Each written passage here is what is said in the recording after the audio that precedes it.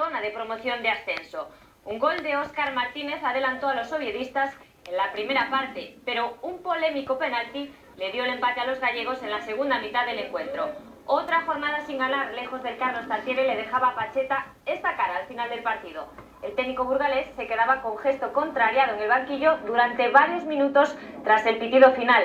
Era incluso momento para tomar notas porque, recuerden, los azules van camino de cumplir 4 meses sin ganar fuera de Asturias. El Real Oviedo quería romper el sumalfario con un once creado para la ocasión y ante casi 3 centenares de aficionados azules en el campo de Ovao.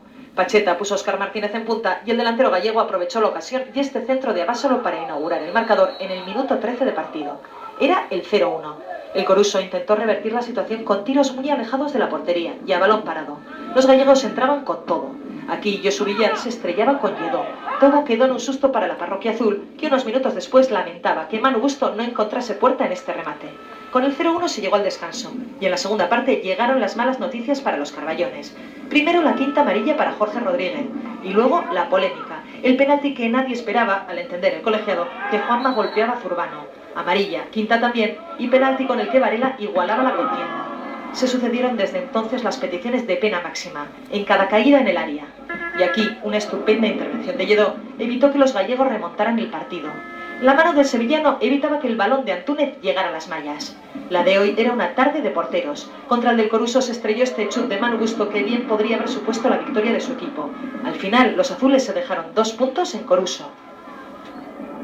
Está todo muy apretado, todo el mundo ahora aprieta, los que se juegan por abajo pues, aprietan fuerte, los que estamos por arriba también y bueno, ha sido un palo duro hoy, pero hay que seguir con las esperanzas intactas. Hoy parecía que íbamos a tener buen día cuando nos pusimos por delante, teníamos ganas de sacar 3 puntos mejor del Tartiere, se nos sigue resistiendo y bueno, aunque fastidiados hay que seguir peleando porque aún quedan 6 jornadas.